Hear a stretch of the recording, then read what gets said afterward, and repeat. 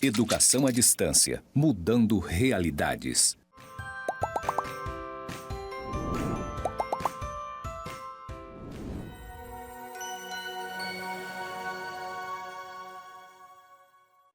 Saudações, pessoas! Sejam bem-vindos aos cursos do Instituto Federal de Educação, Ciência e Tecnologia de Rondônia, o IFRO, Campus Porto Velho, Zona Norte. Você está na EAD.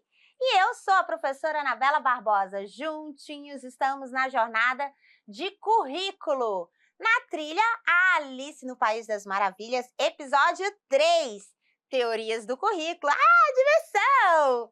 Nesse episódio, nós vamos discutir sobre as teorias do currículo. Exatamente. Se você não sabe quais são as teorias do currículo, então você, pega a pipoca, assiste, depois curte, dá um joinha, compartilha, manda para o grupo. Se não tem um grupo, faz um grupo e compartilha lá para todo mundo assistir. Eu vou iniciar com a minha audiodescrição. Eu sou uma mulher parda, de cabelos pretos, curtos na altura do ombro, então bem espivitadinha assim.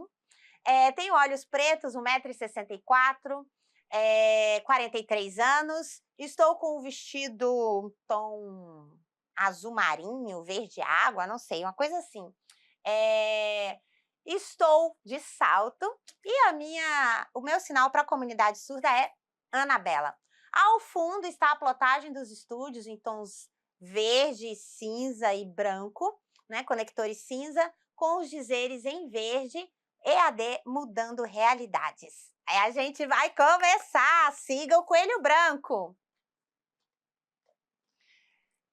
Para seguir o Coelho Branco, a nossa referência a Alice no País das Maravilhas.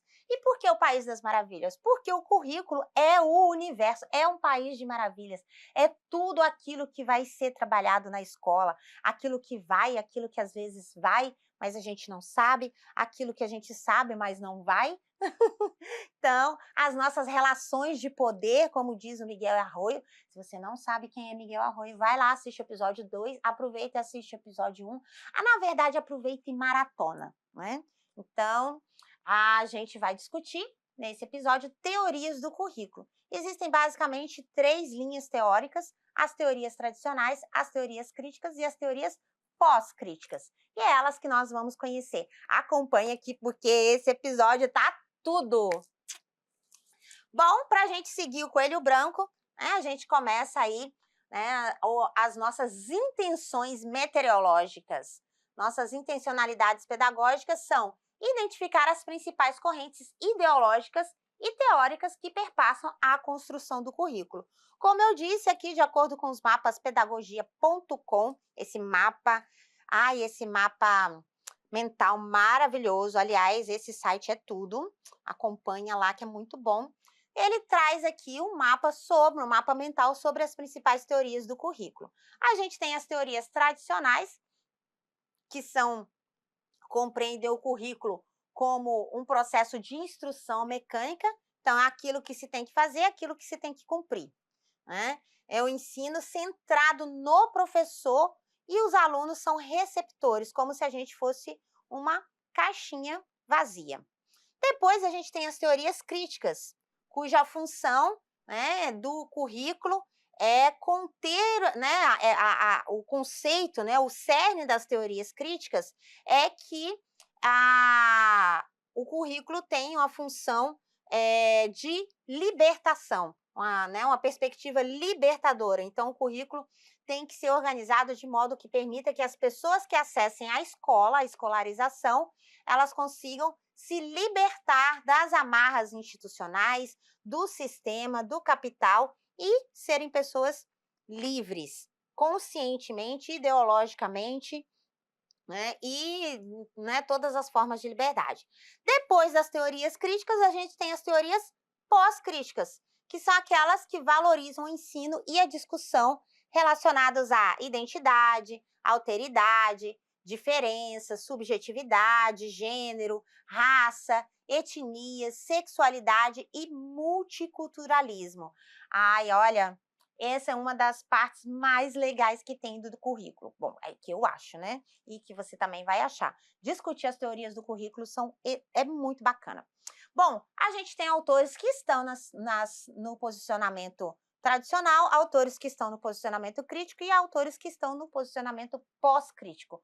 Por exemplo, a gente pode considerar que a Vera Candu, né, se você não sabe quem é a Vera Candu, não acredito. Não acredito que ela ainda não é sua BFF, pois você trate de pausar esse vídeo, ir lá na biblioteca, acessar o material da Vera, ler o material da Verinha, depois que você tiver lido todo o material da Verinha, aí você volta para assistir nossa aula. Eu vou esperar.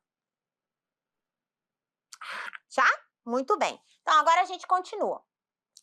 A Verinha, ela pode ser associada, eu digo pode porque há diferentes, né, interpretações, a uma teoria do currículo, né, o que ela discute, porque ela discute multiculturalismo, interculturalidade, então a teoria pós-crítica do currículo, que é para além do rol de conteúdos, para além da disputa, mas que esses elementos são direitos de todos a ter acesso a esses conhecimentos, né, culturais, esses conhecimentos históricos.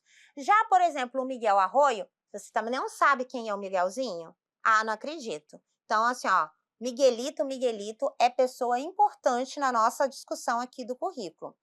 Faz favor, acessa lá o material, lê os livros que está disponível pelo Google Books, inclusive.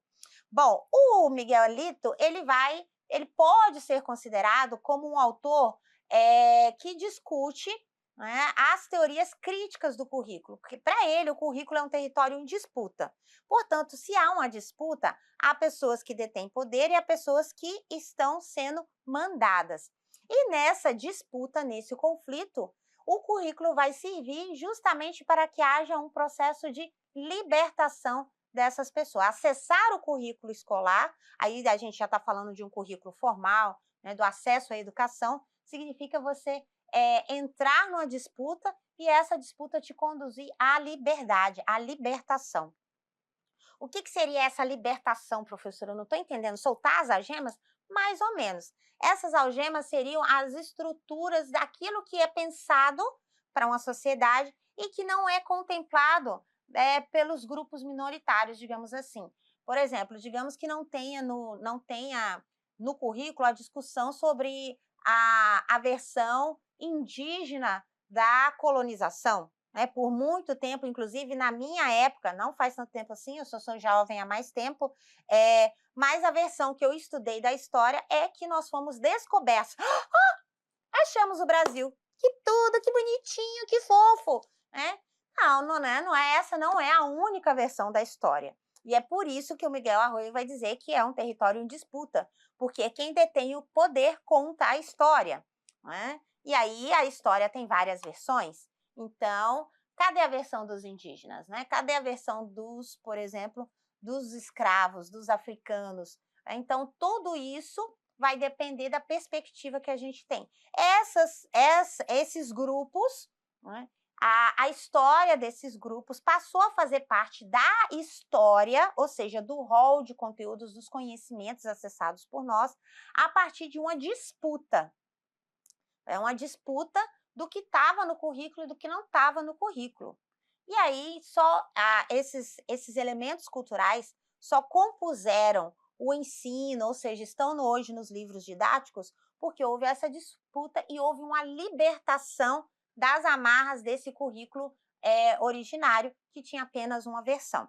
Então, é por isso que o Miguelito pode ser considerado como um autor da teoria crítica. Mas, né, na minha análise meteorológica, a gente está considerando ele desta forma. E aí a gente tem o currículo tradicional. Bom, o currículo tradicional é, de fato, aquele que a gente, tradicionalmente, de modo literal, se organizou, que é o rol de conteúdos, geralmente organizado por conteúdos, né, porque é tudo que é considerado importante para que alguém aprenda. Então, numa perspectiva tradicional, não é apenas o rol de conteúdos, mas esse rol de conteúdos, ele é um instrumento de controle. Eu só posso acessar esse conhecimento, né? Eu não preciso acessar esse conhecimento, tá? E a ideia aqui em ser tradicional, para além do rol de conteúdo, significa que esse currículo ele vai manter o status quo. A ideologia que está, né, compõe as teorias tradicionais do currículo é de manutenção da sociedade. Não quero mudar a sociedade, ela está ótima do jeito que ela está. Está todo mundo bem, não tem problema nenhum. Isso, então, toda vez que você tiver uma estrutura curricular que não haja intenção de mudança, é uma estrutura curricular tradicional. Então, não significa que o que foi antes era tradicional. Pode ser agora. O que está nessa escola pode ser um currículo tradicional, se o currículo dessa escola intenciona manter a sociedade como ela está. Se o currículo dessa escola propõe um aprendizado reflexivo, né, de mudança social, de que as pessoas que estão frequentando aquela instituição possam galgar, né, competências e habilidades que sejam capazes de tornar uma sociedade melhor, mais igualitária, então eu tenho um currículo crítico, que é um currículo de libertação. Agora, se eu estou numa instituição em que eu nem tenho um rol de conteúdos, né? Eu não quero manter a sociedade como ela está, mas eu também não quero transformar essa sociedade. Mas eu acredito que seja muito importante discutir e compreender que o currículo se faz de todos que estão nesse espaço-tempo, ou seja, ele é histórico-cultural. Então, nesse espaço-tempo, tudo que tem a ver com nós deve estar no currículo. Para além disso, o currículo ele é mais do que conhecimento, ele é um direito ao conhecimento, um direito ao saber. Nesse tipo de currículo, eu tenho uma teoria, a teoria que subjaz a organização desse currículo é uma teoria pós-crítica. Então, não necessariamente depende da data em que esse currículo foi elaborado. Por exemplo, ele é de 80, então ele é um currículo tradicional. Não. Ele é de 2020, ele é um currículo crítico. Não, eu posso ter no espaço-tempo, né, hoje, um currículo numa instituição. Posso ter um currículo tradicional, eu posso ter um currículo crítico, eu posso ter um currículo pós-crítico. Vai depender da ideologia que está subjazendo a essas teorias, tá? A essa organização curricular. Mas vamos seguir reto, né? Seguir o coelho branco. Bom, a gente tem ainda algumas outras teorias. Essas teorias, elas são elencadas pela Alice Lopes no livro Teorias do Currículo, que está disponível lá na biblioteca virtual. Ela traz, para além das teorias crítica, né, tradicional, crítica e pós-crítica, ela traz perspectivas teóricas, a perspectiva acadêmica, a instrumental, a progressista e a crítica.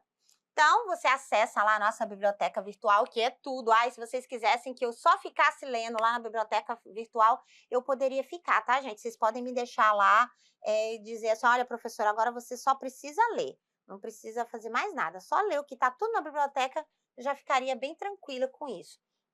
Então, o que a Alice Lopes vai discutir? A Alice Lopes vai discutir que essas teorias são organizadas em algumas perspectivas. Eu vou ocultar aqui o nosso menu para a gente poder visualizar um pouco mais ampliado aqui.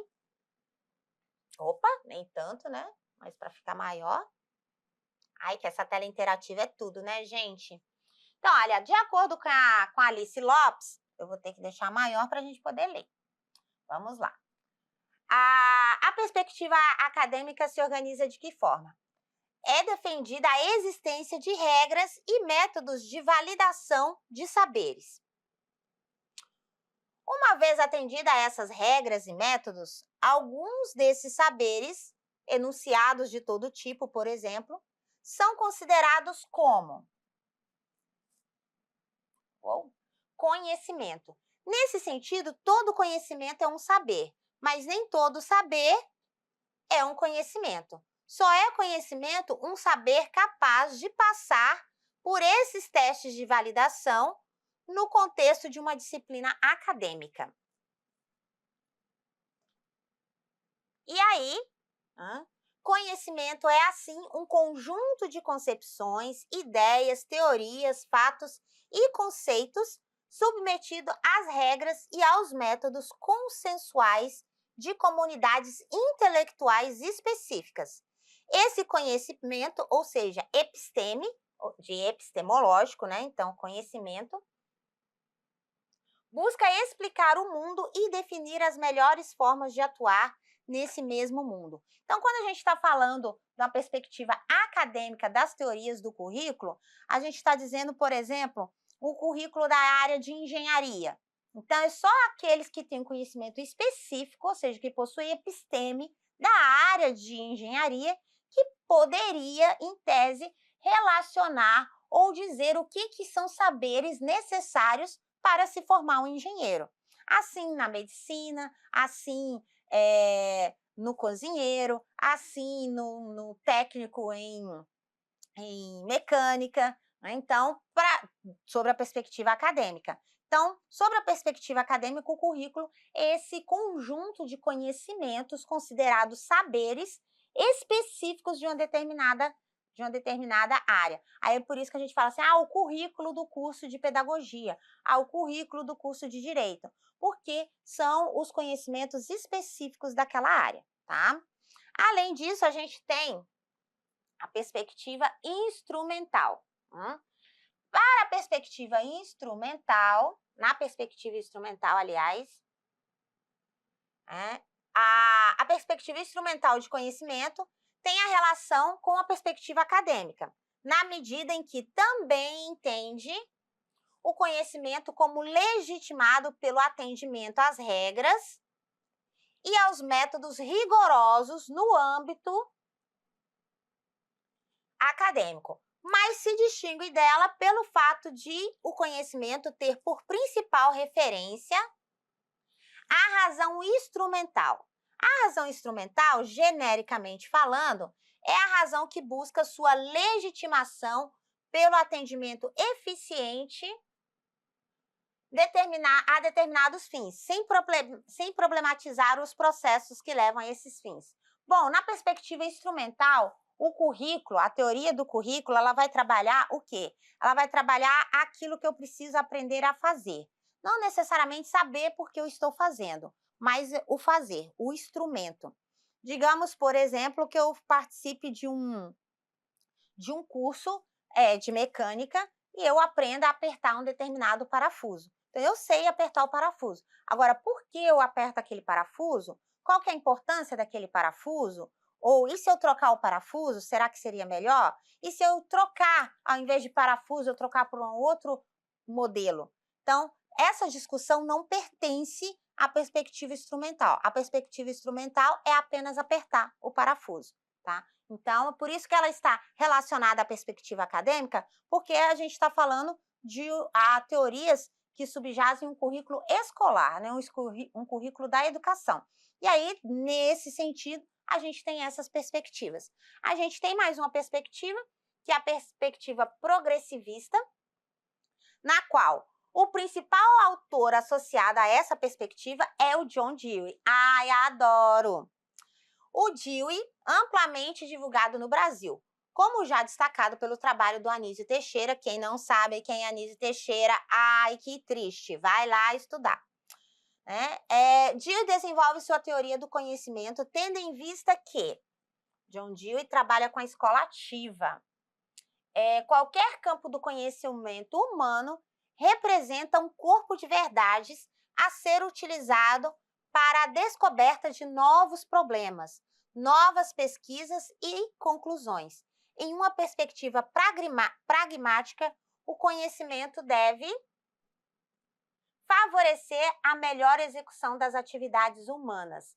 A escola nova, que é a escola depois nomeada a partir das ideias do John Dewey, trabalha com a ideia de que o conhecimento ele deve servir à prática da investigação, à prática da construção, à prática da inovação, ou seja, o conhecimento ele é construído por meio desses processos. Então, para ele, o conhecimento, a perspectiva progressivista, ela entende o conhecimento como um elemento aberto. Ele não são verdades, mas são verdades provisórias. São verdades que vão se complementando ao longo do processo. Então, o currículo não é algo fechado, né? Para ele, o currículo é algo aberto, é algo que depende muito da dinâmica que se está investigando, dos processos que estão em andamento. Então, essa é uma perspectiva progressivista, adotada a partir da ideia do John Dewey na Escola Nova. Quem trabalha muito isso é o Anísio Teixeira, inclusive, quando há o Manifesto dos Pioneiros, lá em 1922, que é o manifesto que vai provocar uma reforma educacional. Além da perspectiva progressivista, a gente tem a perspectiva crítica. Na perspectiva crítica do currículo, ela é uma denominação genérica para um conjunto de autores com bases teóricas bastante distintas, que se aproximam entre si pela forma como conectam o conhecimento com os interesses humanos, a hierarquia de classes e a distribuição de poder na sociedade, e a ideologia. É por meio das discussões críticas que o conhecimento deixa de ser considerado um dado neutro. Para os diferentes autores, não cabe apenas discutir o que selecionar, quais critérios utilizar nessa seleção, mas, e principalmente, efetuar a crítica do conhecimento produzido e dos seus modos de produção, ao mesmo tempo que problematizam por que determinados conhecimentos são selecionados e outros não. Bom, nessa perspectiva se enquadram, como eu falei, poderiam se enquadrar, aliás, o Miguel Arroyo, a Vera Candu, a Ivani Catarina Fazenda, o Fernando Hernandes, todos eles, o Michael Apple, todos eles estão ali na base da discussão das teorias críticas, e, aliás, a Vera Candu não, a das teorias críticas, na ideia de que esse conhecimento, eles são processos de disputa. E por que são selecionados uns e outros não são contemplados? Aí fica a pergunta, né? Aí você fica ali. Por que, por exemplo, eu aprendo Bhaskara? Por que eu já li vários contos de Grimm, mas eu não conheço nenhum conto africano? Por que eu sei de todas as estruturas da língua portuguesa, ou eu deveria saber, mas eu não conheço as origens da língua tupi? Né? Deixa a pergunta aí no ar, né? Fazer igual a Alice, deixa a pergunta aí rolando. Né? Então, são algumas perguntas que perfazem, né? Perpassam aí o currículo. Além disso, um autor que vai discutir, aliás, o livro dele todo discute isso, é o Tomás Tadeu da Silva. A gente tem esse livro na biblioteca virtual. Ai, gente, vocês deviam ler esse livro. Ai, olha, esse livro é tudo. Ele vai trabalhar justamente as 3 grandes teorias do currículo: a tradicional, a crítica e a pós-crítica. Quando o Tomás Tadeu da Silva vai discutir esses elementos, ele discute elas de um modo, quando ele trabalha no livro, né, Documentos de Identidade, esse livro que está disponível na biblioteca virtual e que eu tenho certeza que você vai ler todinho, né? Ele traz elas numa abordagem, a abordagem que ele traz é ímpar, porque assim, ele traz um percurso histórico, reflexivo e crítico e organizacional de como essas teorias se apresentam e como elas se dão na prática. Então, é um livro assim, que não é impossível perder. Então, o livro Documentos de Identidade, que está disponível lá na biblioteca virtual, ele vai trazer, né, teorias do currículo. O que é isso? Primeiro, ele faz vários questionamentos. O que é a essência do currículo? O que é uma teoria do currículo? Quando se pode dizer que tem uma teoria do currículo? Onde começa e como se desenvolve a história das teorias do currículo? O que distingue uma teoria do currículo da teoria educacional mais ampla? Quais são as principais teorias do currículo? O que distingue as teorias tradicionais das teorias críticas do currículo? E o que distingue as teorias críticas do currículo das teorias pós-críticas do currículo? Nossa, é só pergunta. Se você consegue responder todas essas perguntas, então olha, o nosso curso acabou, você pode desligar, você pode pausar e tá tudo bem. Então, a gente já concluiu os nossos objetivos meteorológicos. Mas se você não tem as respostas a essas perguntas, você tem que ler. Ler justamente porque o Tomás Tadeu da Silva, ele vai dizer que as teorias críticas do currículo, as teorias tradicionais do currículo, nascem a partir de um modus operandi da sociedade e que as teorias né, de manutenção do poder e que as teorias críticas, elas trabalham na perspectiva de que, a depender do momento histórico-social dessas pessoas, desses sujeitos, eles podem organizar diferentes formas de currículo. E nas pós-críticas, o elemento de debate é o direito à educação, o direito ao conhecimento, o direito de acesso, né, e o direito de ter uma sociedade justa e igualitária. Ao longo do processo, o Tomás Tadeu vai fazendo essas discussões. Vamos passar aqui a página. Olha, ai que tudo aqui é tão bom, eu adoro esse livro.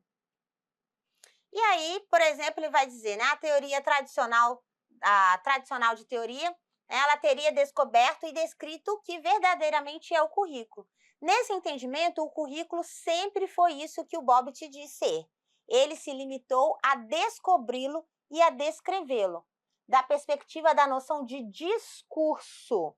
Ou seja, eu posso chamar de currículo aquilo sobre o qual eu discurso e aquilo que está elencado, aquilo que está, né, aquilo que pode ser descoberto.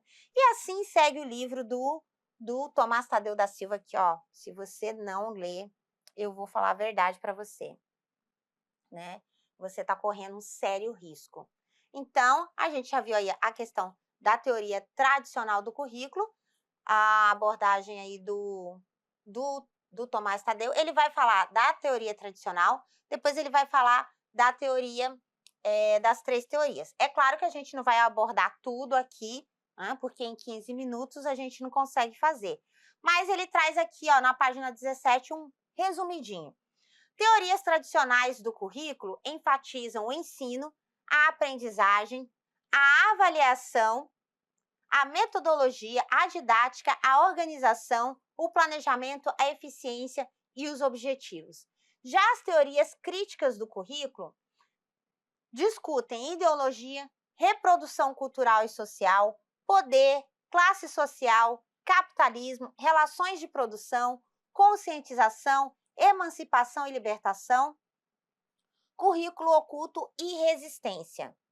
E as teorias pós-críticas discutem identidade, alteridade, diferença, subjetividade, significação e discurso, saber e poder, representação, cultura, gênero, raça, etnia, sexualidade e multiculturalismo. Percebam que ao fazer esse resumidinho, o Tomás Tadeu da Silva, ele traz alguns termos, alguns conceitos que são muito caros à ideia de currículo. Ideologia, que é o que se pensa a respeito de determinada coisa e o que se leva a pensar, o que se leva o outro a pensar e o que faz que o outro pense daquela forma. Isso é ideologia.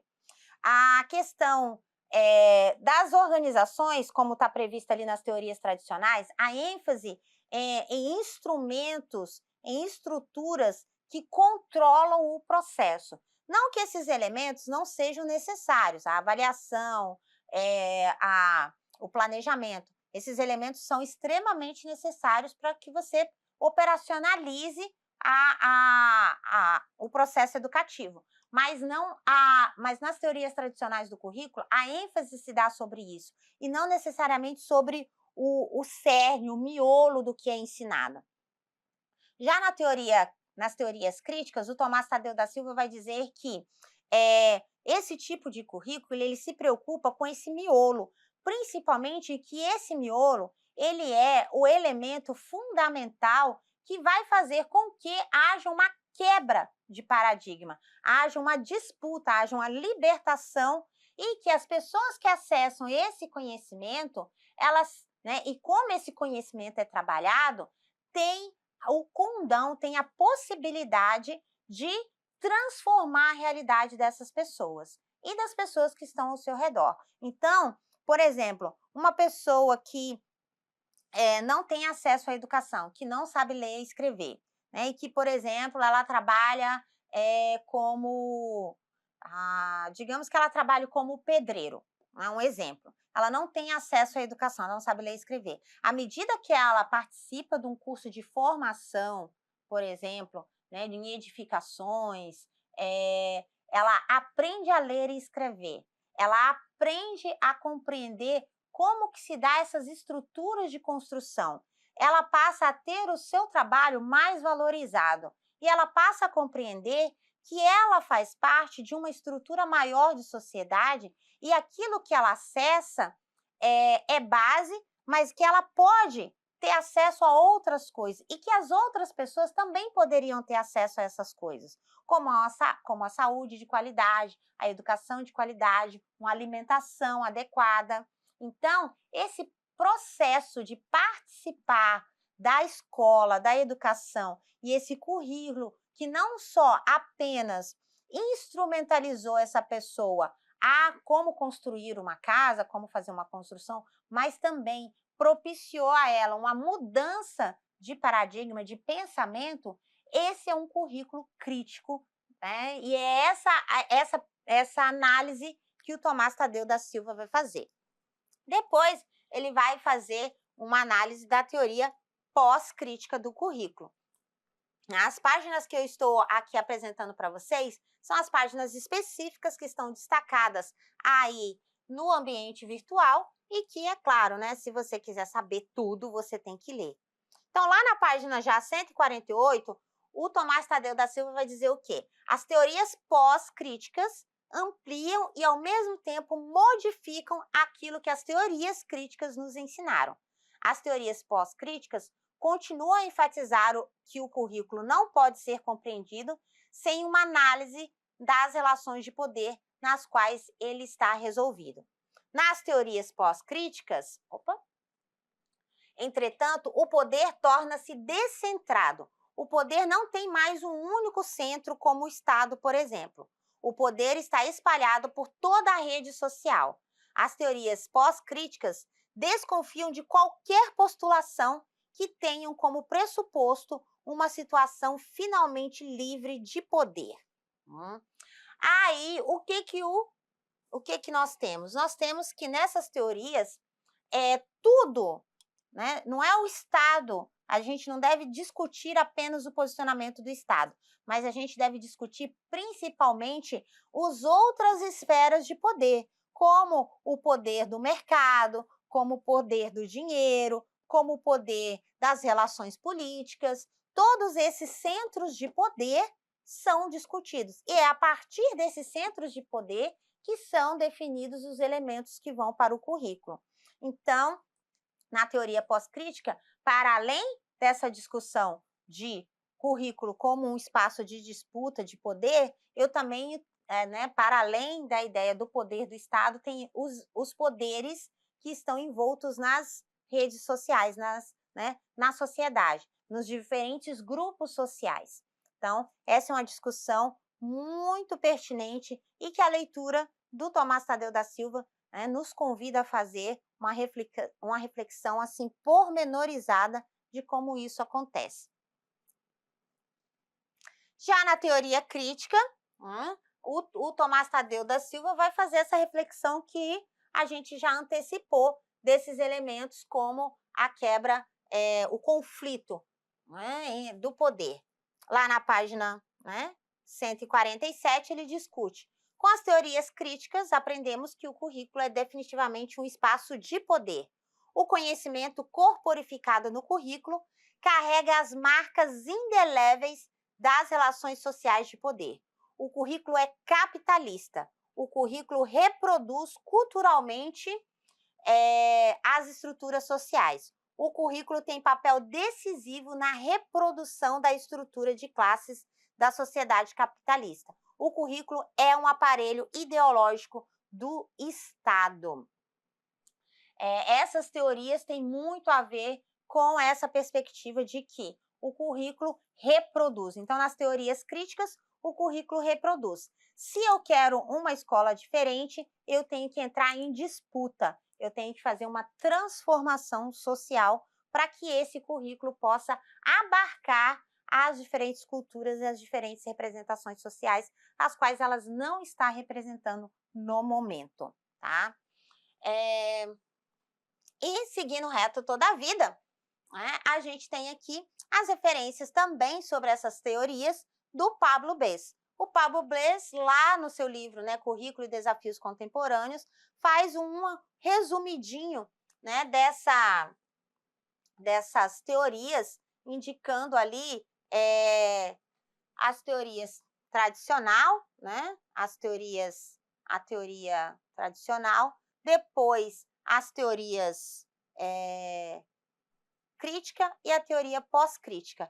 Ele faz alusão especialmente ao Saviani, né? O Saviani, dentro da teoria, ele critica a teoria tradicional e ele faz uma citação muito importante.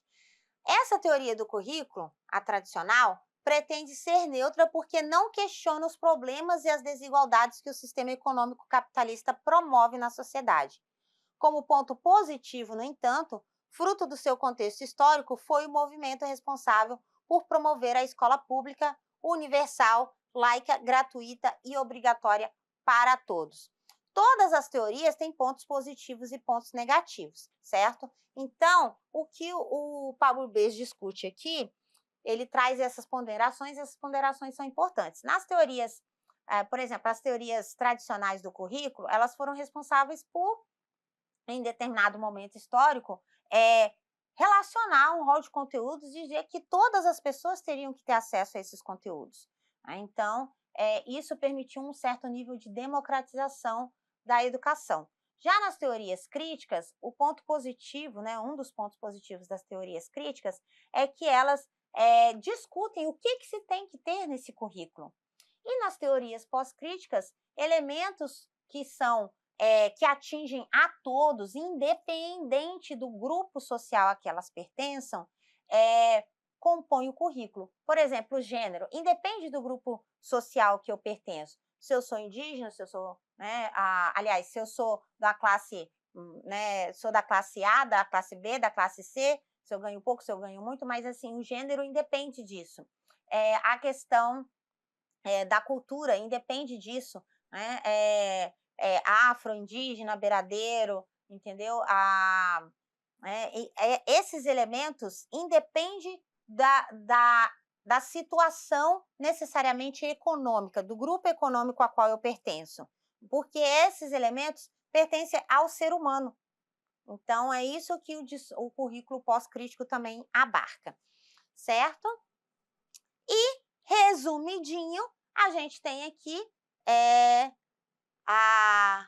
o quadro do Pablo Bess, que faz essa consolidação. Então, nas teorias tradicionais, a ênfase está no ensino, na aprendizagem, na avaliação, na metodologia, na didática, na organização, no planejamento, né, e na reprodução.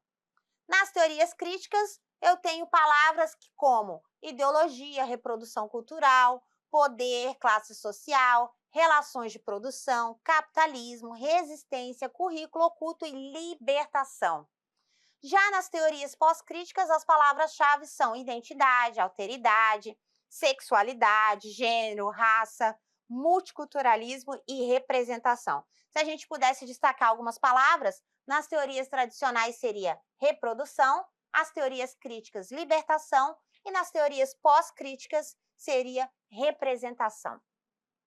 A gente tem também aqui uns mapas mentais do Mapas de Pedagogia, que é muito legal, né, sobre as teorias tradicionais, as teorias críticas e as teorias pós-críticas. Se você quiser, você pode acessar esse material que está disponível lá no nosso ambiente virtual. E assim, em menos de 1 hora, ou seja, em 30 ou 40 minutos, assim, talvez, é o que dá para a gente fazer resumidinho.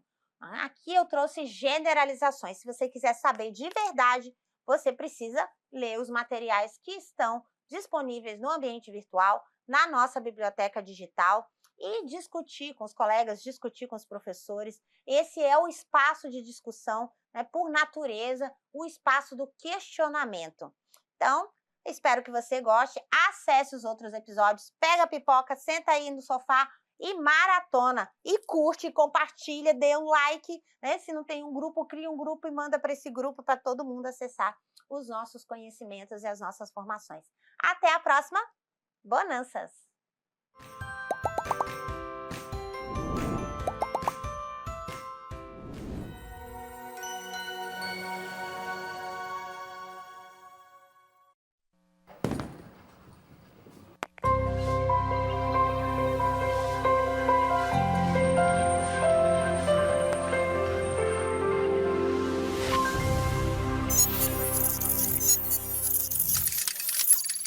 Educação à distância, mudando realidades.